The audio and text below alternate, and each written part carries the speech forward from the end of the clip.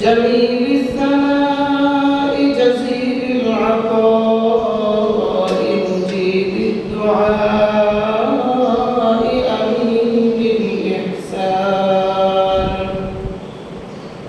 سريع الحساب شديد العقاب أين العذاب عزيز السلطان ونشهد أن لا إله إلا الله وحده لا شريك له ونشهد أن سيدنا وسندنا وحبيبنا وحبيب ربنا وحبيب ربنا وطبيبنا وطبيب قلوبنا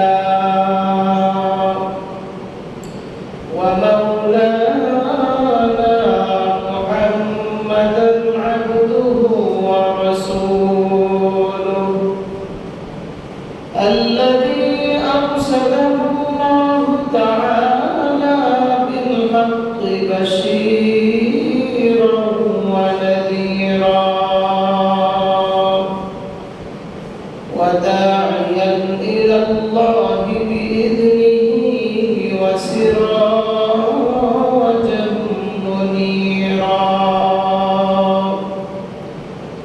أما بعد فأعوذ بالله من الشيطان الرجيم بسم الله الرحمن الرحيم وظللنا عليكم الغمام وأنزلنا عليكم المن والسلوى كلوا من طيبات ما رزقناكم وما ظلمونا ولكن كانوا أنفسهم يظلمون صدق الله العظيم وقال تعالى في شأن حبيبه ومحبوبه ومعشوقه مخبرا وآمرا إن الله وملائكته يصلون على النبي يا أيها الذين آمنوا صلوا عليه وسلموا تسليما اللهم صل على محمد وعلى آل محمد كما صليت على إبراهيم وعلى آل إبراهيم إنك حميد مجيد اللهم بارك على محمد وعلى آل محمد كما باركت على إبراهيم وعلى آل إبراهيم إنك حميد مجيد سبحانك لا علم لنا إلا ما علمتنا إنك أنت العليم الحكيم رب اشرح لي صدري ويسر لي أمري واحلل عقدة من لساني يفقه قولي لا إله إلا الله لا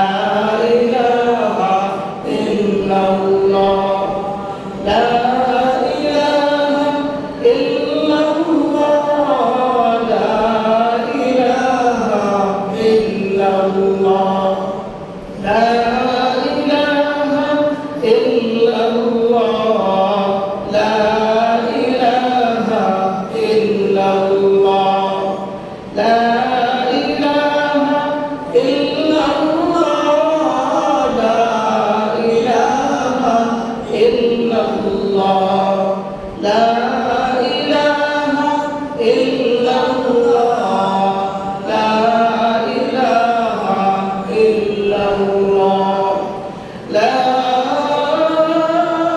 إله إلا الله محمد رسول الله الحمد لله الله رب العالمين দরবারে লাখ কোটি শুকর ও সুজুদ যে মহান রব্বুল আলামিন আপনি আমাদেরকে জুমার নামাজ আদায় করতে আল্লাহ তাআলার ঘর তথা মসজিদে আসার বসার নেক আমল করার সুযোগ আল্লাহ তাআলা দান করেছেন এই জন্য ওই মহান রব্বুল কাবার দরবারে আমরা কালিমাতুল শুকর আদায় করছি আলহামদুলিল্লাহ আর অত্যন্ত শুকরিয়ার বিষয় যে আল্লাহ পাক রব্বুল আলামিন আমাদেরকে সুস্থতা এবং নিয়ামত দিয়া আল্লাহ তাআলার ঘরে পৌঁছে দিয়েছেন আল্লাহ পাক রব্বুল আলামিনের দরবার থেকে আমাদের জন্য এটা বড় এক নিয়ামত মানুষ ইচ্ছা করলে সুস্থতার কাতারে থাকতে পারে না ইচ্ছা করলে মানুষ অসুস্থ হতে পারে না সুস্থতা অসুস্থতা এটা অনেক বড় একটা নিয়ামত আর এটা যা আসে সব আল্লাহর তরফ থেকে আসে মুমিনের জন্য অসুস্থতা হলো এক ধরনের পরীক্ষা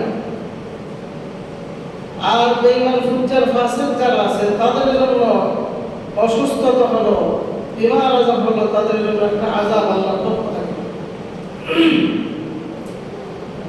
এই জন্য সুস্থতা নামক নিয়ামত অনেক বড় এক ধন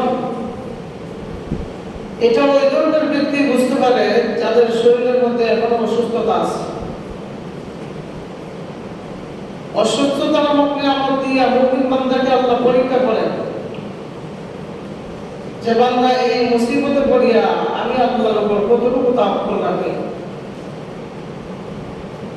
আমি আল্লাহর উপর যদি বান্দা তাওয়াক্কুল রাখে সবর করে ধৈর্য ধারণ করে আল্লাহ পাক রব্বুল আলামিন তার ঈমানি বইটাকে আরো মজবুত করে দেন সুবহানাল্লাহ আর যার ঈমানের বইটা যতটুকু মজবুত তার দামও আমার আল্লাহর দরবারে ততটুকু এই জন্যই সর্বহালতে আল্লাহর উপর শুকরিয়া আদায় করা আল্লাহর দরবারে শুকরিয়া আদায় করা যে আল্লাহ তুমি আমাকে যে হালতের মধ্যে রাখছো আলহামদুলিল্লাহ এই হালতের উপর থাকার মতো কোন বান্দা শক্তিও নাই আবার কাউকে হালত ছাড়া রাখা কোনো বান্দার শক্তি নাই এই জন্য সদা সর্বদা আল্লাহ তাআলার পক্ষ থেকে যে আদেশ যে নিষেধ আল্লাহ তাআলা আমাদেরকে করেছেন তার উপর অটল থাকা আমাদের জন্য কর্তব্য কেউ যদি আল্লাহ তাআলার আদেশ এবং নিষেধকে অমান্য করে তার মন গড়া মতো জিন্দেগি পরিচালনা করে ঠাট্টা বিদ্রুপ করে তখন আল্লাহ পাক রব্বুল আলামিনের পক্ষ থেকে ওই বান্দার উপর আযাব আর গজব নাযিল হয় বলেন নাউযুবিল্লাহ আর যারা আল্লাহ তাআলার আদেশ এবং নিষেধ নিয়ে ঠাট্টা বিদ্রুপ করে তাদের উপর অনবরত আল্লাহর পক্ষ থেকে আল্লাহ লান করতে থাকে নাউযুবিল্লাহ এই জন্যই আল্লাহ তাআলার দেওয়া যে আদেশ নিষেধ আছে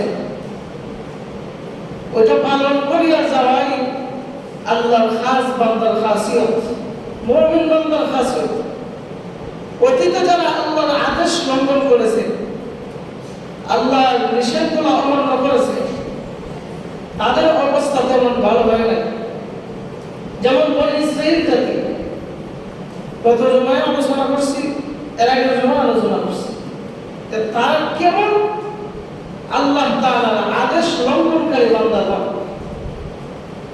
অথচ তাদের জীবন পরিচালনা করতে গিয়ে আল্লাহ তাআলা সুবিধা কত কম দেন নাই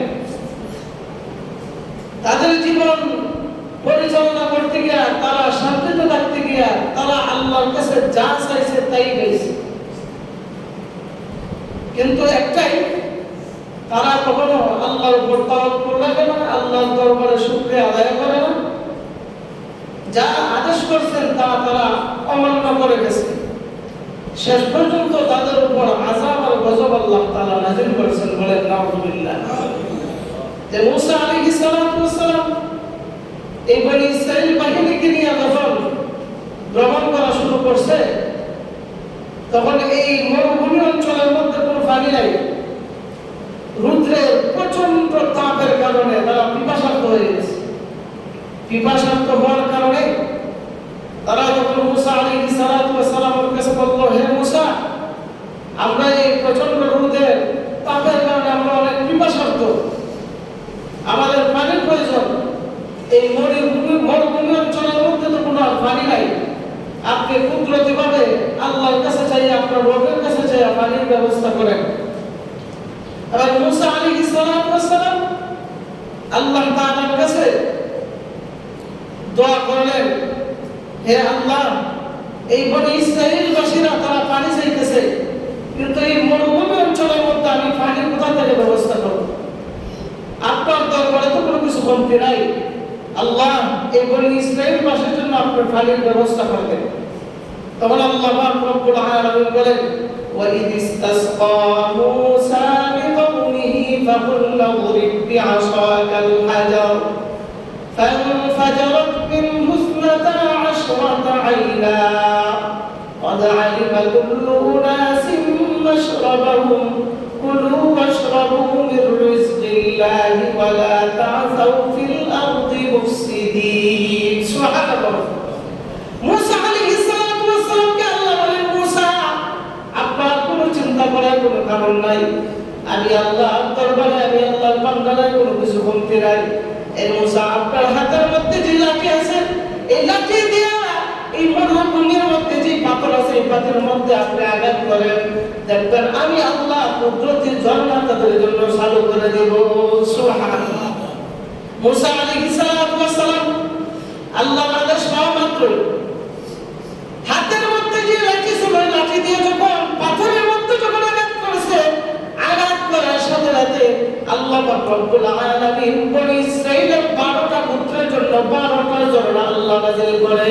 সুবহানাল্লাহ। তখন তারা আলাদা হয়ে হয়ে এই 12টা ঝর্ণা থেকে তারা পানি পান করতে শুরু করছে। পানি যখন পান করতে শুরু করেছে, পানি পান করিয়া তারা যে জায়গার মধ্যে অবস্থান নিয়েছে, এই যে তাঁবুটা রয়েছে, এই তাঁবুর মধ্যে রৌদ্রের প্রহরের কারণে, রৌদ্রের তাপের কারণে তাঁবুগুলো জ্বলে ছিদ্র হয়ে যাইতেছে, ছিদ্র ভেদ করে রৌদ্র ভিতরে আসতেছে। আসার পরে আবার মুসা আলাইহিস সালাতু ওয়াস সালামকে বললেন, হে মুসা, এই প্রচন্ড রোদের কারণে তাঁবু ভেদ করে আমাদের শরীরের মধ্যে আইসা রৌদ্র লাগতেছে, এই প্রচন্ড গরমের মধ্যে টিকা সম্ভব না। পানি দিছেন আমাদের কিছুটা দান করছে, কিন্তু এই রৌদ্রের থেকে যদি আমাদেরকে না ফিরান, তাহলে আমরা এই রৌদ্র থেকে আমরা বরদাস্ত করতে পারবো না, আমরা মারাই যাইব। মুসা আলাইহিস সালাতু ওয়াস সালাম আল্লাহ তাআলার কাছে দোয়া করলেন, আল্লাহ, এই প্রচন্ড রোদের তাপের কারণে বনি ইসরাইলবাসীরা তারা অনেক কষ্ট করতেছে, হে আল্লাহ, আমার তো কোনো কিছু করার ক্ষমতা নাই, রৌদ্র থামানোর ক্ষমতা নাই, এই জায়গার মধ্যে কোনো পানি নাই, কোনো গাছপালা নাই, মরুভূমি অঞ্চল, এই অঞ্চলের মধ্যে আমরা তাঁবু টানাই না, এরপরে রৌদ্র লাগে, আল্লাহ তুমি একটা ব্যবস্থা করো। আল্লাহ তাআলা বলেন, মুসা, চিন্তা করার কোনো কারণ নাই। আল্লাহ বলেন, ওয়াযাল্লাল্না আলাইকুমুল গামাম। সুবহানাল্লাহ। আল্লাহ বলেন, মুসা, চিন্তা করার কোনো কারণ নাই, আমি আল্লাহ পাক রব্বুল আলামিন এই বনি ইসরাইলবাসীর জন্য আমি আল্লাহ কুদরতিভাবে মেঘমালার ছায়া আমি আল্লাহ দান করে দিলাম। সুবহানাল্লাহ। তাদের সুবিধার্থে আল্লাহ তাআলা মেঘমণ্ডলের ছায়া তাদের মাথার উপর, তাদের যারা আছে সবার মাথার উপর ছায়া আল্লাহ তাআলা দান করে দিলেন। সুবহানাল্লাহ। যখন ছায়া দান করছে, ছায়া দান করার পরে মুসা আলাইহিস সালাতু ওয়াস সালামের কাছে তারা আবার বলতেছে, মুসা, পানির ব্যবস্থা হয়েছে, ছায়ার ব্যবস্থা হয়েছে, এবার আমাদের আলো দাবি আছে। তবে মুসা আলাইহিস সালাতু ওয়াস সালাম তাদেরকে বললেন, শোনো, এটা কিন্তু আল্লাহর কুদরতি ছায়া, আর কেমন চেয়েছিল, তারা যখন হাঁটাচলা করতো, হাঁটাচলা করা অবস্থায় ছায়াও তাদের সঙ্গে হাঁটাচলা করতো। সুবহানাল্লাহ। অর্থাৎ যে জায়গায় যেত ছায়াও দিতে দিতে দিতে দিতে সামনে আগে। সুবহানাল্লাহ। কত সুন্দর কুদরতিভাবে আল্লাহ তাদেরকে ব্যবস্থা করে দিয়েছে। এবার মুসা আলাইহিস সালামের কাছে আসলো মুসা, আমরা তো খুব ক্ষুধার্ত, আমাদের পেটে খাবার নাই, আপনি আপনার আল্লাহর কাছে দোয়া করে আমাদের খাবারের ব্যবস্থা করেন। মুসা আলাইহিস সালামের কাছে এই কথা বলার পর মুসা আলাইহিস সালাম সিজদায় পড়ে গেলেন। পরে আল্লাহর কাছে বলতেছে, আল্লাহ মরুভূমি অঞ্চলের মধ্যে কোনো ঘরবাড়ি নাই, খাবারের মতো কোনো ফল ফসল আদির কোনো গাছ নাই যে তাদেরকে খাবার খাওয়াবো। আল্লাহ একমাত্র আপনি মালিক, আমি আপনার কাছে দোয়া করতেছি এই পাখির জন্য আপনি কুদরতিভাবে খাবারের আপনি ব্যবস্থা করে দেন। সুবহানাল্লাহ। মুসা আলাইহিস সালামকে আল্লাহ বলেন, মুসা চিন্তা করার কোনো কারণ নাই। আল্লাহ পাক রব্বুল আলামিন বলেন, ওয়া আনজালনা আলাইকুমুল মান্না ওয়াস সালওয়া কুলু মিন তাইয়্যিবাতি মা রাযাকনাকুম। সুবহানাল্লাহ। মুসা আলাইহিস সালাম বললেন, ও জামানের নবী মুসা, তোমার চিন্তা করার কোনো কারণ নাই, তাদের জন্য আমি আল্লাহ পাক রব্বুল আলামিন দুইটা খাবারের ব্যবস্থা করে, একটা নাম হলো মান্না আর একটা নাম হলো সালওয়া। মান্না নামক যে খাদ্যটা আমি আল্লাহ পাক রব্বুল আলামিন বৃষ্টির মতো আসমান থেকে বর্ষণ করতেছি, যে এই খাদ্যটা ছিল বরফের টুকরায় নেয়, দুধের চেয়ে সাদা, মধুর চাইতে আরো মিষ্টি। এই খাবারটা যখন আল্লাহ তাআলা আসমান থেকে যখন নাজিল করলেন, নাজিল করার সাথে সাথে বনি ইসরাঈলবাসীরা তখন এই খাবারগুলো তারা ভক্ষণ করা শুরু করেছে। সুবহানাল্লাহ। ভক্ষণ করা শুরু করেছে। দুই নম্বর খাবার আল্লাহ পাক রব্বুল আলামিন বলেন, দুই নম্বর খাবারের নাম হলো সালওয়া। এটা এক ধরনের পাখি, যেই পাখিটা সন্ধ্যার সময় ওই বনি ইসরাঈলবাসীদের তাঁবুর আশেপাশে এসে বসতো, উঁচু একটা টিলার ভিতরে এক জায়গায় ঝাঁকে ঝাঁকে তারা বসতো। বসার সাথে বনি ইসরাঈলবাসীরা তখন এই পাখিগুলোকে ধরিয়া সুন্দর করে জবাই করিয়া কাবাব বানিয়ে তারা খাইয়া তাদের ক্ষুধা নিবারণ করত। আল্লাহ তাআলা বলেন, মুসা তাদেরকে এত জানাই দাও, তারা যে খাবারগুলো আমার পক্ষ থেকে পাইছে তাদেরকে তুমি জানাই দাও, তারা যেন এই খাবারগুলো যেন সংগ্রহ করিয়া না রাখে। সুবহানাল্লাহ। তারা যেন সংগ্রহ করিয়া না রাখে, তারা সদা সর্বদাই আমার উপরে যেন তাওয়াক্কুল রাখে, কারণ এই খাবারগুলো আমি দিয়েছি, আগামীকাল তারা কি খাবে কি করবে এই ব্যবস্থা আমি আল্লাহই করব। সুবহানাল্লাহ। কিন্তু এদেরকে এই বলার পর এই মুরতাদ জাতিরা তারা কি বলল, খাবার তো কি বলবো, খাবার তো খাইছি, ঠিক খাইয়া আবার সংগ্রহ করে দিয়েছে। নাউযুবিল্লাহ। বলেন আল্লাহ তাআলা বলেন যে তাদেরকে এত নিয়ামত দান করলাম যা অপারসীম গণনা করে শেষ করার মতো ক্ষমতা নাই। আল্লাহ তাআলার যে নিয়ামত আছে, নিয়ামত পর্যন্ত আজ পর্যন্ত কেউ গণনা করিয়া শেষ করতে পারবে? কেউ শেষ করা সম্ভব আছে গণনা করিয়া? না। আল্লাহ তাআলা কোরআনের মধ্যে বলে, ওয়া ইন তা'উদ্দু নি'মাতাল্লাহি লা তুহসুহা। আল্লাহ তাআলা বলেন, আমার পক্ষ থেকে বান্দাদের জন্য যে নিয়ামত দেওয়া হয়, এই নিয়ামতগুলো যদি মানুষ কিয়ামত পর্যন্ত যদি আজীবন যদি চেষ্টা করে, বলেন এই নিয়ামতগুলো কেউ শেষ করতে পারবে না। কেন? এটা আমার আল্লাহর দরবার থেকে দেওয়া, আমার আল্লাহর দরবারের নিয়ামতের কোনো কমতি নাই। সুবহানাল্লাহ। অর্থাৎ আল্লাহর দরবারে যেহেতু কোনো জিনিসের কমতি নাই, নিয়ামতের কমতি নাই, তো আমরা চাইতে আমরা কি কমতি করব না। আমরা চাইতে যেন বখিলামি না করি। আল্লাহ দিতে বখিলামি করে না, আমরা চাইতে বখিলামি করি যে আল্লাহ আমার ডাক কবুল করবে কিনা, আমি এটা চাইতাম আল্লাহ দিবে কিনা, আমি তো ওইরকম মাকবুল বান্দা না, আমি আল্লাহর কাছে চাইলে আল্লাহ দিবে কিনা। দিবে, অবশ্যই দিবে। আপনি খাস দিলে চান, ইখলাস নিয়ে চান, আল্লাহর উপর ওইরকম ভাবে তাওয়াক্কুল রেখে চান, অবশ্যই আল্লাহ দিবে। দিবে না মানে? অবশ্যই দিবে। বনি ইসরাঈলবাসীরা তারা এত গাওড়া জাতি, আল্লাহর আদেশ অমান্য করছে, তাদেরকে যদি আল্লাহ দিয়া থাকে তাহলে আমাদেরকে আল্লাহ দিবে না কেন? আমরা চাইলে আল্লাহ দিবে না কেন? অবশ্যই দিবে। এবার মুসা আলাইহিস সালাম তাদেরকে জানায় দিলেন, এই যে আল্লাহর তরফ থেকে তোমাদেরকে যে নিয়ামত দেওয়া হয়েছে, এই নিয়ামতগুলো তোমরা পবিত্র খাবারগুলো তোমরা ভক্ষণ করবা, কিন্তু সাবধান এগুলো একত্রিত করিয়া রাখিও না, জমা করিয়া রাখিও না। আগামীকালের জন্য কিন্তু তারা জমা করিয়া রাখছে। রাখার কারণে আল্লাহ বলেন ওয়ামা যালামুনা ওয়ালাকিন কানু আনফুসাহুম ইয়াযলিমুন। আল্লাহ তাআলা বলেন তারা জমা করিয়া রাখছে, রাখার কারণে তাদের এই ঘরের মধ্যে এই পাখিগুলোর মধ্যে দুর্গন্ধ ছড়ায় গেছে, ছড়ায় নষ্ট হয়ে গেছে। আল্লাহ বলেন এতে আমার কোনো কিছুর ক্ষতি হয় নাই, বরং তারা নিজেরা নিজেদেরই ক্ষতি করে ফেলেছে। বলেন নাউযুবিল্লাহ। তারা নিজেদের ক্ষতি করে ফেলছে। আল্লাহর আদেশ যদি তারা মানত তাহলে কি আগামীকাল কি হবে এই কথা চিন্তা করা লাগতো না। কেন? কারণ তারা সর্বদা আল্লাহর উপর তাওয়াক্কুল রাখে, এই জন্য আল্লাহ ব্যবস্থা করে দিতেন। কিন্তু তাওয়াক্কুল না করার কারণে তাদের চোখের সামনে এগুলো পচে গলে দুর্গন্ধ সৃষ্টি হওয়ার পর তাদের রিজিকের মধ্যে গলদ চলে আসছে। বলেন নাউযুবিল্লাহ। এরপরে যখন তারা এই আদেশগুলো অমান্য করার পর এবার বনি ইসরাঈলবাসীরা মুসা আলাইহিস সালাতু ওয়াস সালামের কাছে বলতেছে, হে মুসা, আমরা যে খাবারগুলো খাইতেছি এই খাবারগুলো একই খাবার বারবার খেতে ভালো লাগে না। কেমন খাবার জাতি দেখেন, আল্লাহর তরফ থেকে পাইছে এত মজার খাবার, কেমন আবার হয় একই খাবার বারবার ভালো লাগে না। এই খাবারটা চেঞ্জ করো, এই খাবারটা পরিবর্তন করো। যে আমাদের জন্মভূমিতে যে খাবারগুলো উৎপন্ন হইত, গম, চাল, ডাল যেগুলো আছে, শাক সবজি, পেঁয়াজ, এগুলা যেন আমাদেরকে দেয়, আমরা যেন ভক্ষণ করতে পারি।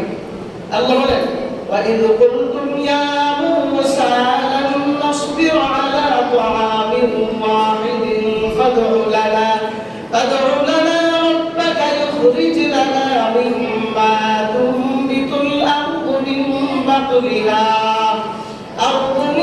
بَقْلِهَا وَقِثَّائِهَا وَفُومِهَا وعدسها وبصلها।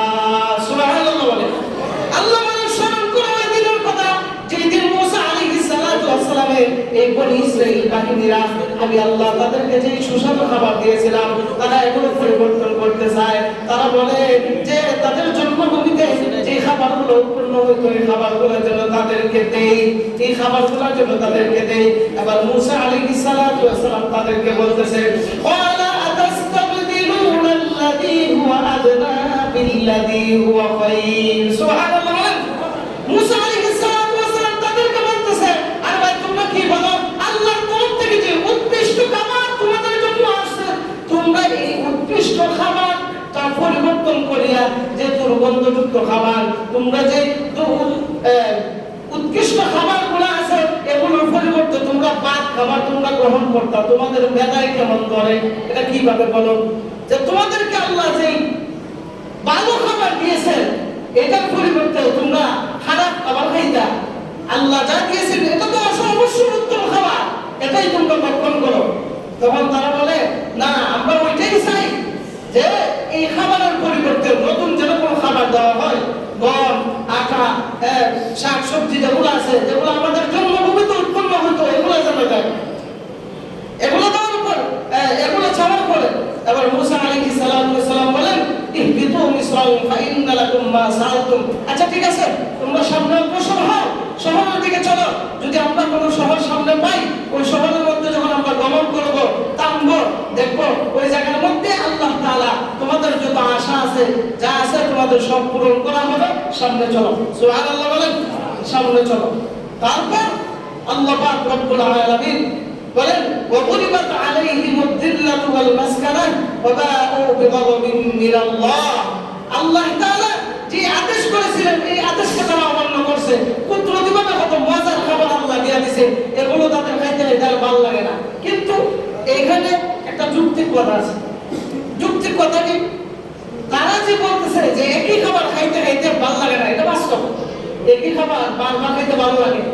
ডেইলি যদি খালি পাঙ্গাস মাছ আনেন ভালো লাগবে, একটু মুরগানো না, মুরগানলে ভালো লাগবে, এ কথাটা যুক্তি। কিন্তু আল্লাহ তাদেরকে দিলেন না কেন? দিলেন না কেন নেই? আল্লাহ তাআলা অতীতে যত আদেশ করেছেন সমস্ত আদেশগুলো অমান্য করার কারণে আল্লাহ তাআলা তাদেরকে শাস্তি দিয়েছেন। সুবহানাল্লাহ। আল্লাহ বলেন তাদেরকে আল্লাহ তাআলা এমন দারিদ্রতার হালাতের মধ্যে নিয়েছেন, নির্লজ্জতা বেহায়াতার মধ্যে তাদেরকে নিয়েছেন। কেন? শাস্তি আল্লাহর পক্ষ থেকে আযাব আসছে। কেন? তারা আল্লাহ তাআলার আদেশকে অমান্য করার কারণে আল্লাহর পক্ষ থেকে তাদের উপর আযাব আর গজব নাযিল হয়েছে। বলেন নাউযুবিল্লাহ। এবার আল্লাহ তাআলা বলতেছেন তোমরা একটা শহরের ভিতরে ঢুকো, শহরের ভিতরে যাও, তবে মনে রাখিও শহরের ভিতরে যখন যাইবা দুইটা শর্ত আছে। এই শহরের ভিতরে ঢোকার সময় তোমরা নিজেকে বিনয়ী ভাব নিয়ে তোমরা সামনে আগায় যাইবা। ভিতরে শহরের ভিতরে ঢুকবা বিনয়ী ভাব নিয়ে এবং মাথা নিচু করিয়া সাজদারত অবস্থায় নিজেকে নত করিয়া এই দেশের মধ্যে তোমরা ঢুকবা, এই শহরের মধ্যে তোমরা ঢুকবা। তাফসীর কালাম বলেন, কেউ কেউ বলেন এই শহরটা ছিল বাইতুল মুকাদ্দাসের শহর অর্থাৎ ফিলিস্তিন। আবার কেউ কেউ বলছেন না এটা ওই শহর নয়, এটা হলো আবিহা নামক একটা স্থান আছে, শহর আছে। ওই জায়গার মধ্যে তারা ঢুকছিল, যে জায়গার মধ্যে আমালিকা জাতি ওই জায়গার মধ্যে তারা বসবাস করত। এদের বিরুদ্ধে যুদ্ধ করার জন্য আল্লাহ বনী ইসরাঈলকে পাঠাইছিলেন। কিন্তু তারা কি করছে? আল্লাহ বলেন যে তোমরা যখন শহরের মধ্যে ঢুকবা এই শর্তটা তোমরা পালন করবা। আল্লাহ বলেন وَإِذْ قُلْنَا ادْخُلُوا هَٰذِهِ الْقَرْيَةَ فَكُلُوا مِنْهَا حَيْثُ شِئْتُمْ رَغَدًا وَادْخُلُوا الْبَابَ سُجَّدًا وَقُولُوا حِطَّةٌ نَغْفِرْ لَكُمْ خَطَايَاكُمْ وَسَنَزِيدُ الْمُحْسِنِينَ। সুবহানাল্লাহ। আল্লাহ বলেন তোমরা যখন এই শহরের ভিতরে ঢুকবা তখন তোমরা বলবা হিত্তা হিত্তা হিত্তা, ক্ষমা চাই। তার মানে তোমরা অতীতে যা কিছু করেছো এগুলো ক্ষমা চাই করে শহরে ঢুকবা। আমি আল্লাহ তোমাদের অতীতের সমস্ত গুনাহ আমি আল্লাহ মাফ করে দেব। সুবহানাল্লাহ। যখন তোমরা ঢুকবা ঢোকার সময় হিত্তা বলিয়া ঢুকবা আর সাজদারত সম্মাননা দিয়ে তোমরা ঢুকবা। কিন্তু এই খেলার সাথে কি করছে? সম্মাননা দেখে আর ঢুকে নাই। তারা কি করছে? তারা হিত্তার জায়গা পায় হিত্তা গমসাই বলেন নাউযুবিল্লাহ।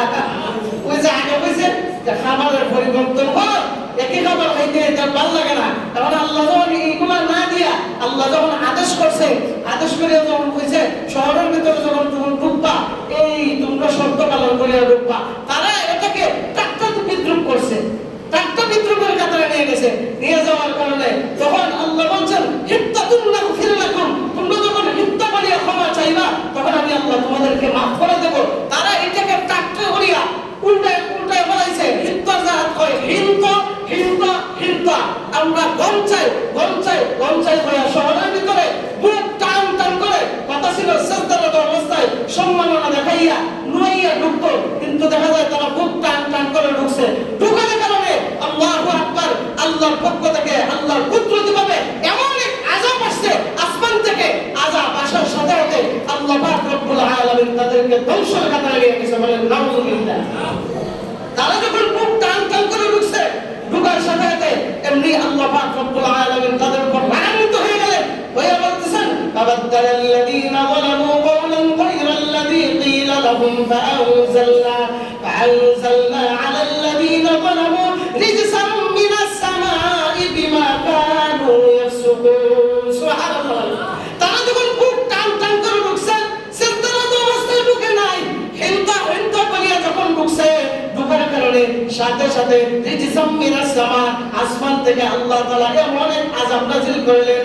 আল্লামা হযরত আব্দুল্লাহ ইবনে আব্বাস রাদিয়াল্লাহু তাআলা আনহু রিজসাম মিনাস সামা এর ব্যাখ্যার মধ্যে, আসমানের এই গজবের ব্যাখ্যার মধ্যে বলছে যে এটা এমন এক মহামারী, এমন একটা গজব যেটা আল্লাহ তাআলা মহামারীটা নাযিল করার সাথে সাথে এক ঘন্টার ভিতরে ৭০,০০০ বনী ইসরাঈল বাহিরা সমস্ত মানুষগুলা এক ঘন্টার ভিতরে তারা মৃত্যুবরণ করেছে। সুবহানাল্লাহ। কেমন আযাব মনে করেন? কেন এই কাজগুলো আল্লাহ করলেন? কেন তাদের উপরে এই আযাব দিলেন? এই আযাবের একমাত্র কারণ হলো তারা আল্লাহর আদেশগুলো তারা অমান্য করেছে। আল্লাহর আদেশগুলো কি করছে? তারা অমান্য করেছে। আল্লাহর দেওয়া যে বিধান, আল্লাহর দেওয়া যে আদেশ, কোরআন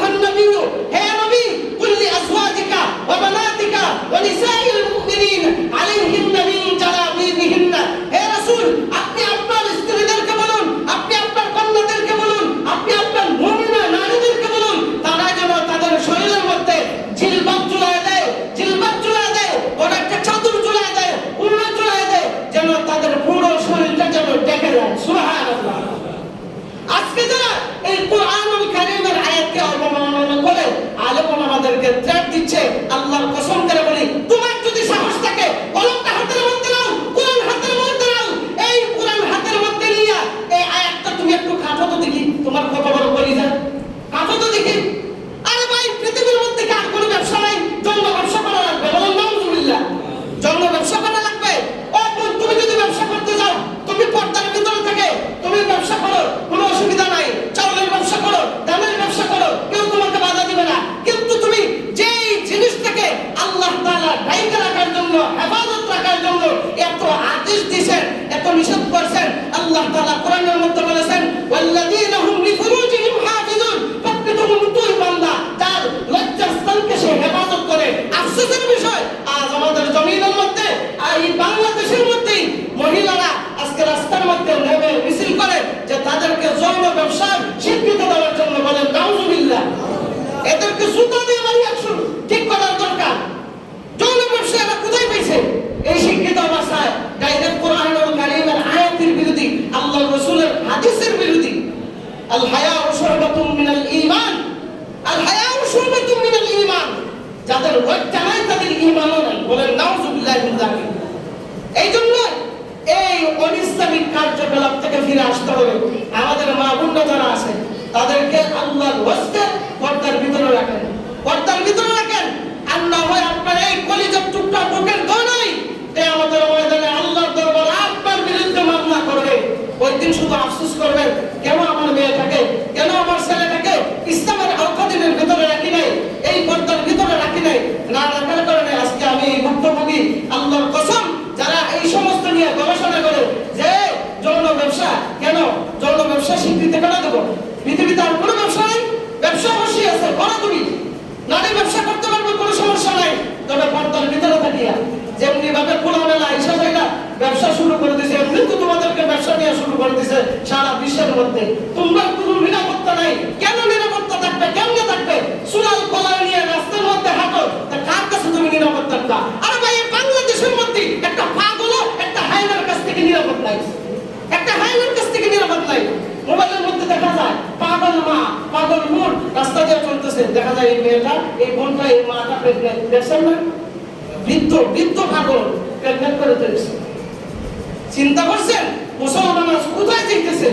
কতটা কতটা নিচে নেমে গেছে মুসলমান। এই জন্য এই অনিসলামিক কার্যকলাপ যারা এগুলো বাস্তবায়ন করার জন্য রাস্তায় নেই না, যারা স্বীকৃতি পাওয়ার জন্য এগুলো বলতেছে পশ্চিমকালও তাদের দাবি আদায় করা হবে না, বলেন ইনশাআল্লাহ। আমরা আমাদের মা বোনদের ইজ্জত আমরা হেফাজত চাইবো ইনশাআল্লাহ। বলেন যৌন ব্যবসা চলবে না, আরো জোরে বলেন না, যৌন ব্যবসা চলবে না। আমরা আমাদের মা বোনদের ইজ্জত আব্রুকে আমাদের শরীরের চামড়া দিয়ে বের দিয়ে রাখবো ইনশাআল্লাহ, বলেন ইনশাআল্লাহ।